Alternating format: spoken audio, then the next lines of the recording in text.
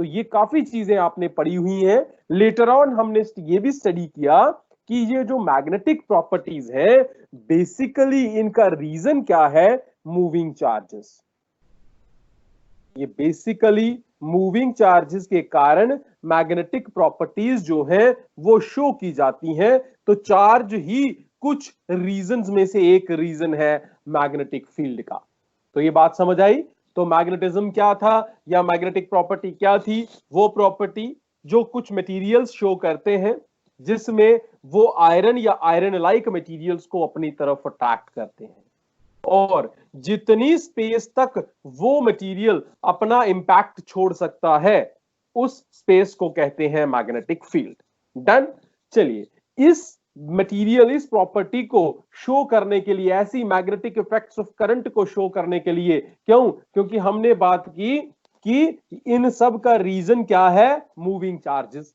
और आपको पता है चार्ज जब भी मूव करता है, चार्ज जब मूव करता है या मोशन में होता है तो वो कंस्टिट्यूट करता है करंट को। किसको कंस्टिट्यूट करता है? वो कंस्टिट्यूट करता है भाई, करंट को कंस्टिट्यूट करता है। तो इसका मतलब है करंट ही बेसिक रीजन है। अब बात करते हैं कि ये कब सबसे पहले स्टडी किया गया। भाई अगर देखा जाए तो सबसे पहले ये 1802 में स्टडी किया गया। क्या? करंट का इफेक्ट टू प्रोड्यूस मैग्नेटिज्म, या जिसे कह सकते हो मैग्नेटिक इफेक्ट ऑफ करंट। ये सबसे पहले कब स्टडी किया गया? 1802 में। ये एक इटालियन ने स्टडी किया था। ये उनका नाम था जीडी रोमाग्नासी।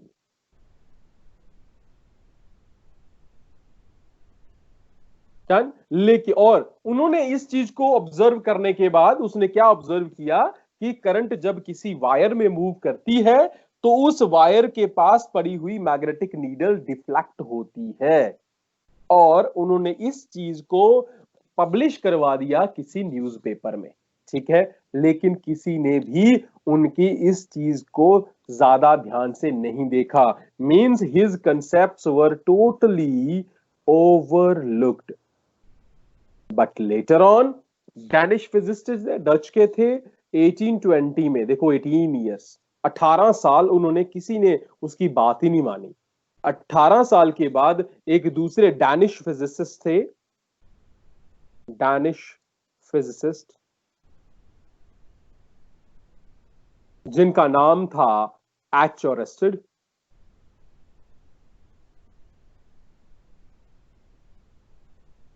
उन्होंने कुछ ऑब्जर्वेशंस की, और हाँ वो लेटर ऑन उनको ऑब्जर्व किया गया, देखा गया। उन्होंने क्या ऑब्जर्वेशंस की, ये वो ध्यान से देखना है आपने।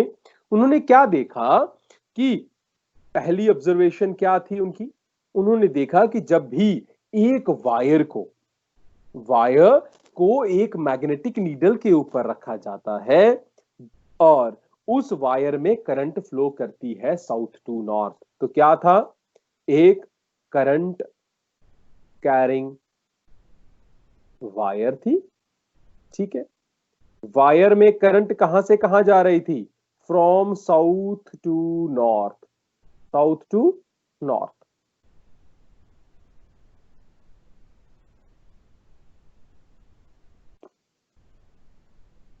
कैसे साउथ टू नॉर्थ? मतलब जो नीचे मैग्नेट रखा हुआ था, मतलब ऊपर वायर थी और वायर के नीचे एक मैग्नेटिक नीडल थी। करंट कहां से कहां जा रही थी? साउथ टू नॉर्थ जा रही थी। तब जो नॉर्थ पोल था ना, जो नॉर्थ पोल था मैग्नेट का, वो किस तरफ चला गया? वो चला गया साउथ की तरफ। उस समय क्या हुआ? नॉर्थ पोल जो था वो किस तरफ चला गया? आपका वेस्ट की तरफ। क्या किया हमने? एक करंट कैरिंग कॉइल ली, अभी डायग्राम बना के बताता हूं मैं आपको। There was a conductor, there was a conductor, ये कंडक्टर है आपका। इस कंडक्टर में करंट ट्रेवल कर रही है, करंट मूव कर रही है, और करंट के नीचे हमने रखा हुआ है एक नीडल। नीडल मतलब कंपास रखा हुआ है, एक कंपास नीडल रखी हुई है, और इस कंपास का नॉर्थ इस तरफ है, साउथ इस तरफ है। जब यहां पे, और करंट की डायरेक्शन कहां से है अब, साउथ टू नॉर्थ। ये देखिए ये डायरेक्शन है साउथ टू नॉर्थ करंट की। ये वायर है आपकी, करंट कैरिंग कंडक्टर है, कॉपर की कोई भी सिंपल वायर ले लो, उसमें करंट कहां से कहां मूव कर रही थी, साउथ से नॉर्थ की तरफ। तो जैसे ही ये हुआ तो नॉर्थ पोल जो है, ये वाली साइड, ये वाली साइड जो है वो किस तरफ डिफ्लेक्ट हुई, वो डिफ्लेक्ट हुई टूवर्ड्स द वेस्ट साइड। ये अगर इस तरफ वेस्ट है तो ये वेस्ट वाली साइड डिफ्लेक्शन हो गई। तो ये वेस्ट वाली साइड तो साउथ वाली किस तरफ डिफ्लेक्ट होगी, ईस्ट वाली साइड। ठीक है, एक ये ऑब्जर्वेशन की। जब उसने दूसरी ऑब्जर्वेशन ली, उसने क्या किया, दूसरी ऑब्जर्वेशन में उसने क्या किया, डायरेक्शन कर दी करंट की उल्टी। डायरेक्शन ऑफ करंट, करंट को बच्चे मैं रिप्रेजेंट कर रहा हूं आई से, इज रिवर्स्ड। रिवर्स्ड मतलब रिवर्स कर दी, मतलब रिवर्स करने का मतलब है पहले वो जा रही थी, ये आपकी करंट की डायरेक्शन हो गई इस तरफ, करंट इधर जा रही है, ये आपका साउथ इधर ही रखना है आपने, नॉर्थ इधर ही रखना है। अब करंट की डायरेक्शन क्या है, नॉर्थ टू साउथ। तो उस समय आपका जो नॉर्थ पोल था, जो नॉर्थ पोल था ये वाला, ये किस तरफ डिफ्लेक्ट हो गया, ईस्ट वाली साइड। नीचे ईस्ट था, ऊपर वाली साइड वेस्ट था। अब साउथ वाली जो आपका चैनल है, जो आपका पोल है, साउथ चला गया वेस्ट वाली साइड और नॉर्थ चला गया ईस्ट वाली साइड। तो एक ऑब्जर्वेशन क्या थी कि जब करंट साउथ टू नॉर्थ जा रही थी तो नॉर्थ पोल डिफ्लेक्ट हो गया वेस्ट वाली साइड, और जैसे ही करंट उल्टी की तो डिफ्लेक्शन भी रिवर्स हुई, डिफ्लेक्शंस भी रिवर्स हुई। ठीक है, अब तीसरी ऑब्जर्वेशन उन्होंने क्या की, उन्होंने कुछ और भी ऑब्जर्वेशंस की। उन्होंने की कि थर्ड ऑब्जर्वेशन क्या थी कि जब, अभी क्या किया था हमने, अभी हमने वायर को नीडल के ऊपर रखा था, अब हमने वायर को नीडल के नीचे रख दिया। ठीक है, वायर को पहले नीडल के ऊपर रखा था, अब नीडल के नीचे रख दिया, तब भी डिफ्लेक्शंस रिवर्स हो गई, तब भी डिफ्लेक्शंस रिवर्स हो गई। और लास्ट ऑब्जर्वेशन उन्होंने क्या की कि जब करंट स्टॉप की, डिफ्लेक्शन स्टॉप, करंट स्टॉप तो नो डिफ्लेक्शन। इन सारी चीजों से क्या समझ आ रहा है, नंबर एक चीज कि डिफ्लेक्शन सिर्फ, डिफ्लेक्शन का कॉज क्या है, करंट। नंबर टू कि डायरेक्शन ऑफ डिफ्लेक्शन जो है वो किसके पे डिपेंड कर रही है, डायरेक्शन ऑफ करंट पे डिपेंड कर रही है। तो इस तरह से उन्होंने ये समझाया।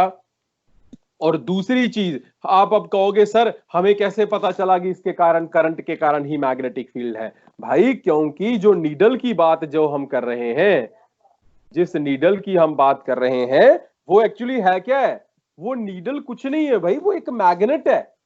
नीडल क्या है आपका, नीडल आपका एक मैग्नेट है। तो अगर मैग्नेट डिफ्लेक्ट हो रहा है, मैग्नेट को डिफ्लेक्ट सिर्फ कौन कर सकता है, भाई मैग्नेट को डिफ्लेक्ट कर सकता है सिर्फ दूसरा मैग्नेट।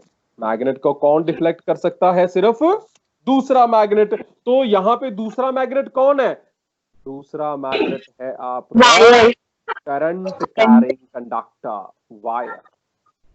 जो करंट कैरिंग वायर है, सिर्फ वही दूसरा आपका वो मैग्नेट की तरह बिहेव कर रहा है। और ये ऐसा मैग्नेट है जिसके नॉर्थ पोल साउथ पोल किस पे डिपेंड कर रहे हैं, इसके north pole and south pole किस पे डिपेंड कर रहे हैं, डायरेक्शन ऑफ करंट पे। किसके कर रहे हैं डिपेंड, डायरेक्शन ऑफ करंट पे। तो इसका मतलब क्या है, यहां पे आपको क्या देखने को मिला, यहां पे मुझे देखने को मिला मैग्नेट जैसा इफेक्ट, मैग्नेटिक इफेक्ट किसका, ऑफ करंट। की करंट को प्रोड्यूस किया तो मुझे मिल गया मैग्नेट। तो ये है आपका मैग्नेटिक इफेक्ट ऑफ करंट। तो मैग्नेटिक इफेक्ट ऑफ करंट को किससे अच्छे से एक्सप्लेन किया? ऑरेस्टेड के एक्सपेरिमेंट ने। ठीक है, तो ये आपका था। अब आपको इसको थोड़ा सा यहां पे डायरेक्शंस वाला पार्ट समझने के लिए सबसे आसान तरीका क्या है आपका, कि आप समझो किसको? एम्पेयर्स स्विमिंग रूल को। ये तो आता ही है आपको, you might have gone through this one. Ampere का स्विमिंग रूल। एम्पेयर्स का स्विमिंग रूल क्या है? ये कहता है कि अगर एक इंसान जो है वो इस तरह से यहां पे कर रहा है, स्विम कर रहा है। किस तरह स्विम कर रहा है? किस डायरेक्शन में स्विम कर रहा है? कि ये अगर उसके इस साइड पे पैर है और इस साइड पे हाथ है, ये हेड है उसका, इस तरह से स्विम कर रहा है कि पैरों से करंट इंटर कर रही है और हेड से करंट लीव कर रही है। क्या? There is a man swimming along the wire. Man, ampere law क्या कहता है? If there is a man swimming along the wire, तार के साथ वो स्विम कर रहा है, सच अ वे, कैसे? कि करंट जो है, करंट एंटर्स द फीट, पैरों से अंदर जा रही है और आपकी कहां से बाहर आ रही है? पैरों से अंदर जा रही है, और that is leaving the current is leaving the, ये इस तरह से, ये आपके पास ये आ गया।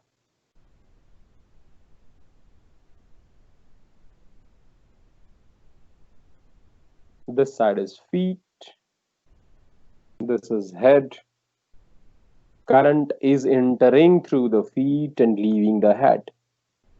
इस तरह से डिफ्लेक्शन हो रही है। अब अगर हम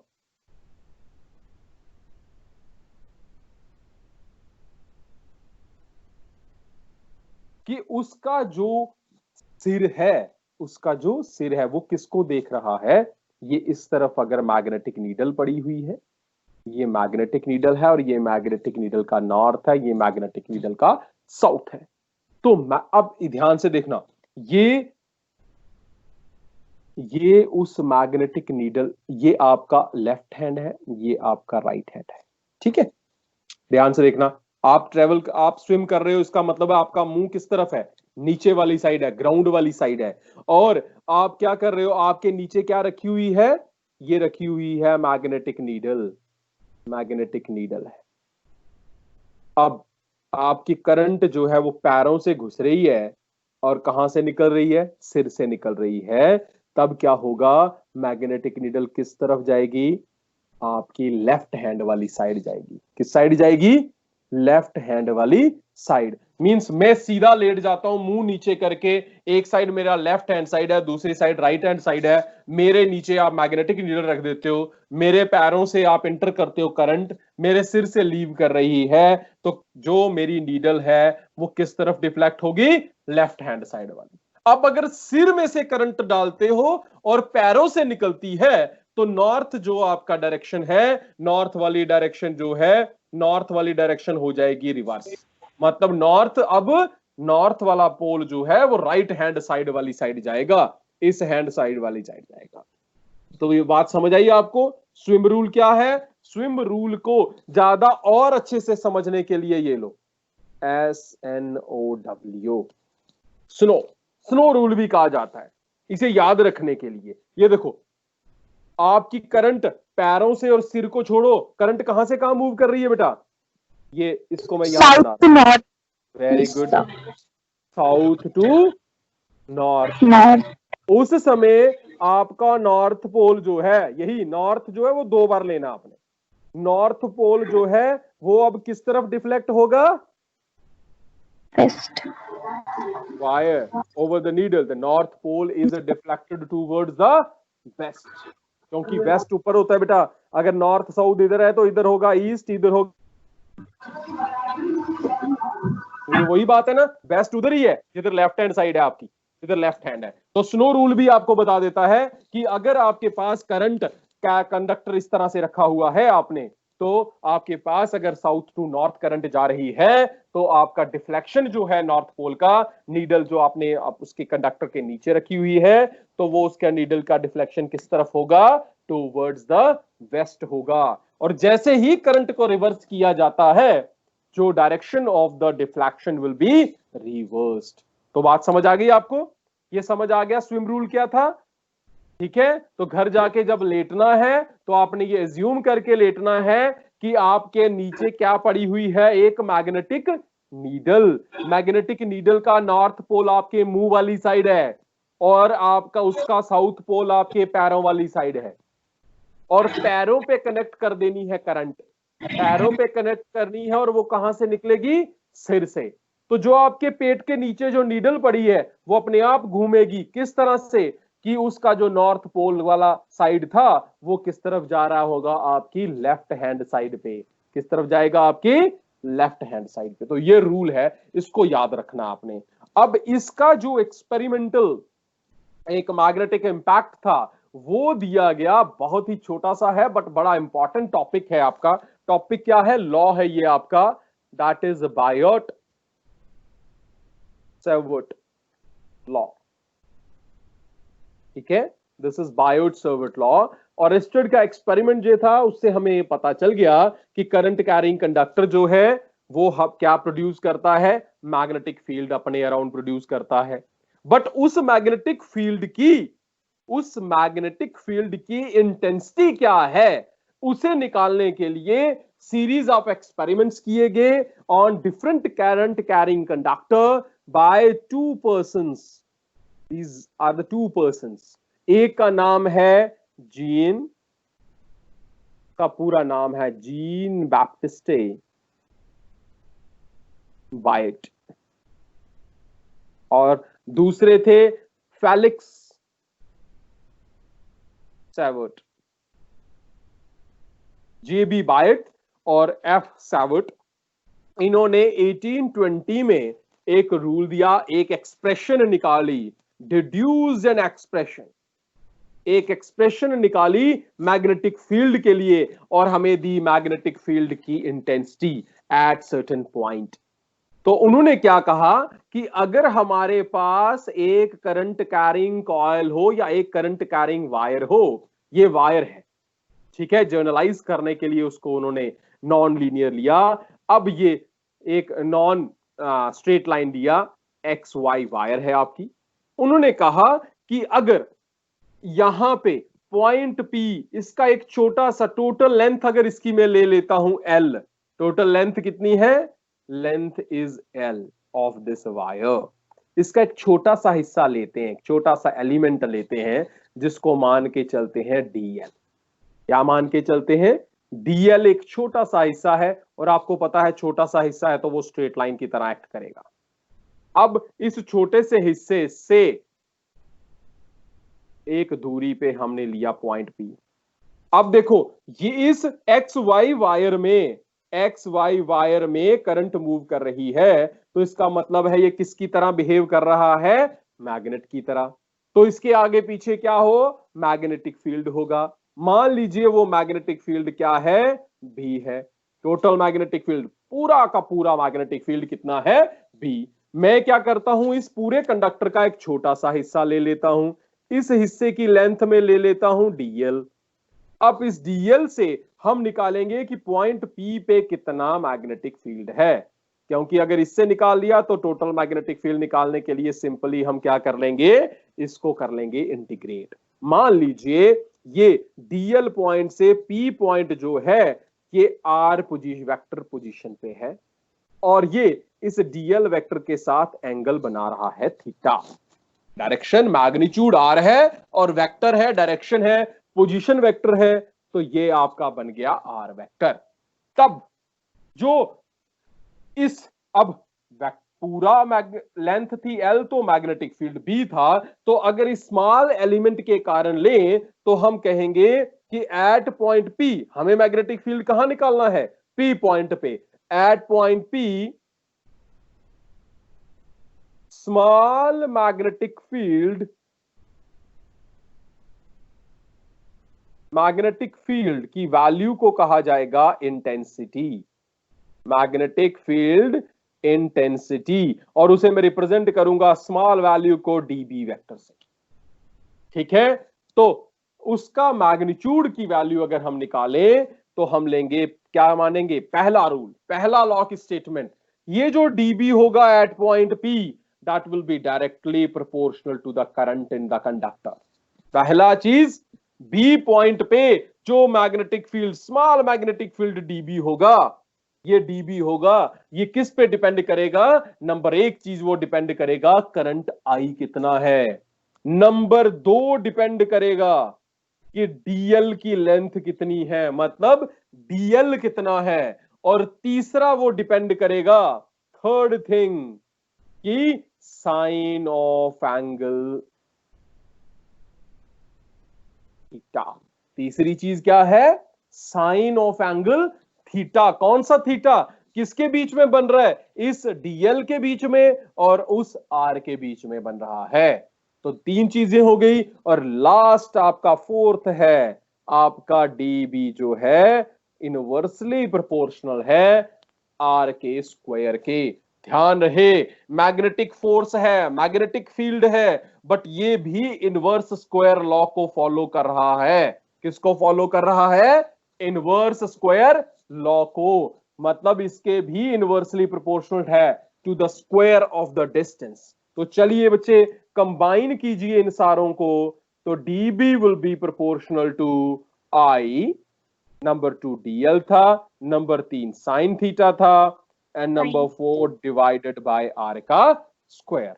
चलिए कीजिए इसको, प्रोपोर्शनलिटी को कीजिए रिमूव, क्या आ जाएगा? कांस्टेंट आ जाएगा, I D L sine theta upon R square हो जाएगा। डन। और अब के की वैल्यू मुझे चाहिए भाई, के जो मेरा कांस्टेंट है, के यहां पे क्या है? के is here the proportionality constant, proportionality constant, और इसकी वैल्यू क्या है भाई? एसआई में। ध्यान रहे, in SI units the value of K is equal to mu not upon 4 pi, mu not upon 4 pi, और क्या वैल्यू है न्यूमेरिकल? 10 की power -7 tesla metre per ampere, या दूसरा यूनिट वीवर, WB का मतलब है वीबर पर मीटर। ये किसके यूनिट्स हैं अभी आपको समझ आते जाएंगे नेक्स्ट, जब आप पढ़ते जाओगे आगे आगे। और टेस्ला तो आपको पता लगी गया क्या है, ये टेस्ला तो पता ही है, मैग्नेटिक फील्ड में आप पढ़ रहे हो। अब यहां पे बात किसकी आती है कि ये म्यू नॉट है, ये क्या है? Mu naught. ये क्या चीज आ गई? जिस तरह से कूलम्स लॉ में एप्सिलॉन नॉट था, ध्यान रहे, ये बायोट-सावर्ट लॉ भी इस मैग्नेटिक फील्ड इंटेंसिटी में कूलम्स लॉ का काम करेगा, मींस बेसिक रूल है ये। तो यहां पे म्यू नॉट क्या हो गया? This is permeability. ये क्या है? परमिएबिलिटी। वो थी परमिटिविटी, ये है परमिएबिलिटी।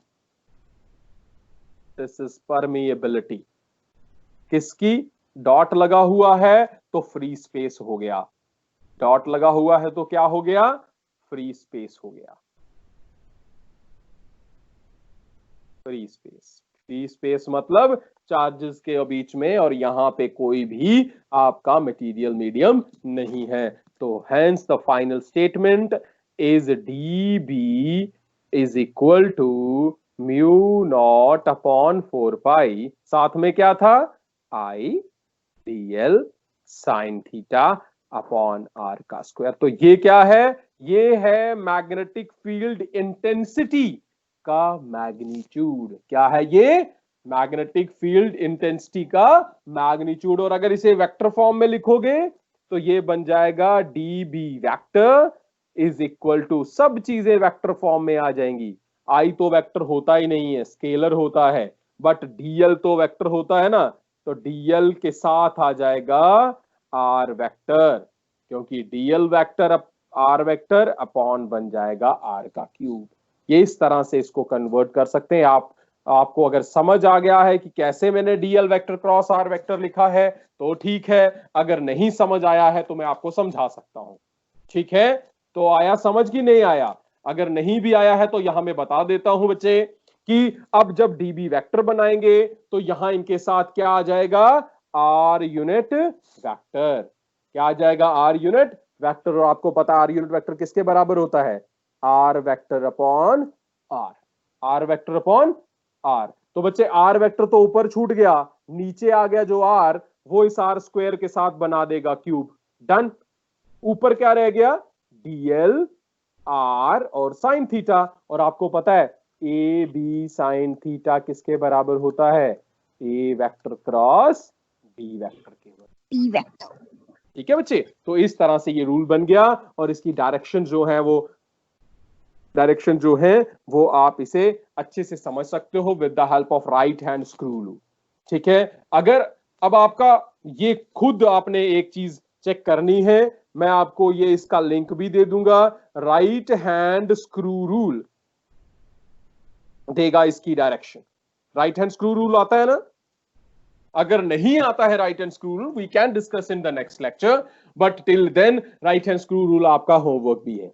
ठीक है, तो आप इस पूरे टॉपिक को समझो। अगर कोई भी प्रॉब्लम है तो हम नेक्स्ट लेक्चर में उसे सॉल्व कर लेंगे। और नेक्स्ट लेक्चर में सबसे पहले हम रिव्यू करेंगे प्रीवियस यूज होने वाले सारे के सारे रूल्स को, और कुछ रूल्स के मैं आपको लिंक्स भी दे रहा हूं, लेक्चर्स दे रहा हूं मैं आपको जो आपके 10th के बेस पे थे, उन्हें अच्छी तरह से पढ़ लेना।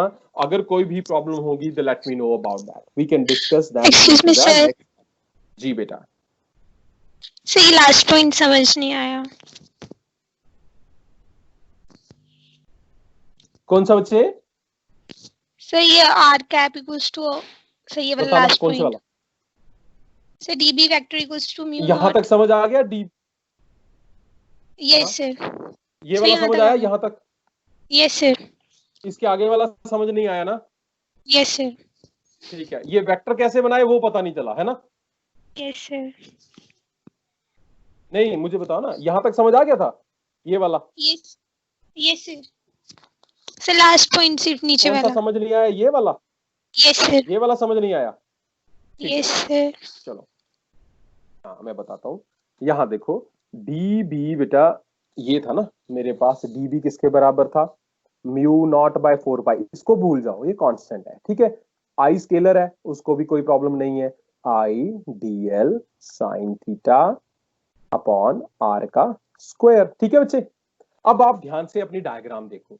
डायग्राम में डीबी वेक्टर की डायरेक्शन कौन दे रहा है? आर वेक्टर, है ना? हमने पढ़ा हुआ है डायरेक्शन सिर्फ कौन देता है? यूनिट वेक्टर देता है। कौन देता है? यूनिट वेक्टर देता है। तो अगर यूनिट वेक्टर देता है तो डी बी को वेक्टर बनाने के लिए ये किसके बराबर हो जाएगा? डी बी जो हमने ऊपर लिखा है इनटू इसकी डायरेक्शन। डायरेक्शन कौन दे रहा है? आर का यूनिट वेक्टर। कौन दे रहा है? आर का यूनिट वेक्टर दे रहा है। तो इतनी बात समझ आई? ये समझ आया? ये क्या लिखा है मैंने? ये पढ़ा हुआ ना आपने? ये देखो, ये पढ़ा हुआ ना, ए वेक्टर किसके बराबर होता है? ए इंटू ए का यूनिट वेक्टर। बस ये बात है। ए कौन है? डीबी। ए कौन है? ये मैग्नीट्यूड ऑफ ए है और ये है उसका यूनिट वेक्टर। यहां पे ए का यूनिट वेक्टर कौन है? जो इसकी डायरेक्शन दे रहा है। मैंने आपको बताया इसकी डायरेक्शन कौन दे रहा है? Position vector of are.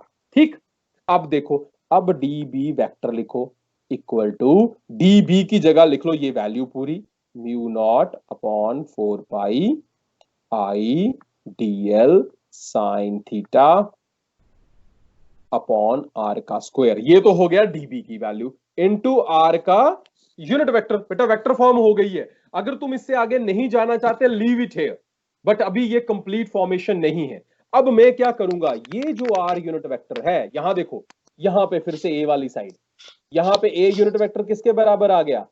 Is equal to A vector upon A का मैग्नीट्यूड।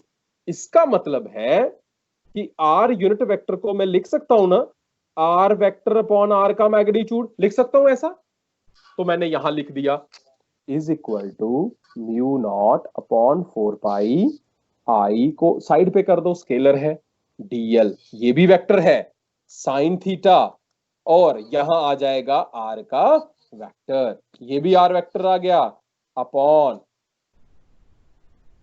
ऊपर आर वेक्टर बनाया तो नीचे क्या आ जाएगा, आर, पहले भी आर का स्क्वायर है, आर स्क्वायर इंटू आर क्या हो जाएगा, क्यूब। आर बेटा क्यूब। ये भी वेक्टर है, ये भी वेक्टर है, और साथ में आ गया साइन थीटा। हमने पढ़ा हुआ है ए बी साइन थीटा, अगर ए और बी दोनों वेक्टर हों तो इन्हें हम लिख सकते हैं किसके बराबर, A vector cross B vector.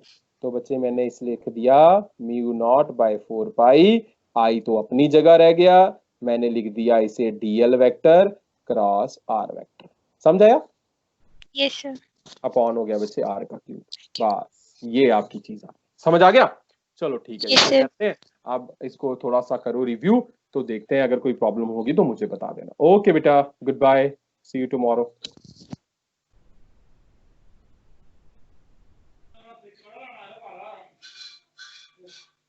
असली वो प्राइस भी बड़ी लानी